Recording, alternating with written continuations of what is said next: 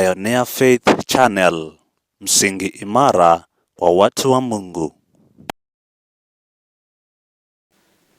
Historia ya mwanamke kahaba tunapata katika kitabu ni cha Ufunuo 17, ukianzia pale mstari wake ni wa kwanza, ukiteremka, ambaye inasema ya kwamba akaja mmoja wa wale malaika 7 wenye vile vitasa 7, akanena nami akisema, njoo huku nitakuonyesha hukumu ya yule kahaba mkuu aketie juu ya maji mengi, ambaye wafalme wa nchi wamezini naye, na wakao katika nchi wamelevya kwa mvinyo ya usherati wake.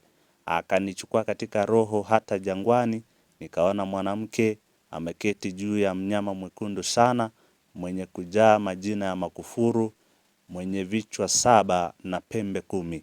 Na mwanamke yule alikuwa amevikwa nguo ya rangi ya zambarau na nyekundu, amepambwa kwa dhahabu na kito cha dhamani na lulu. Naye alikuwa na kikombe cha dhahabu mkononi mwake, kilichojawa na machukizo na machafu ya usherati wake.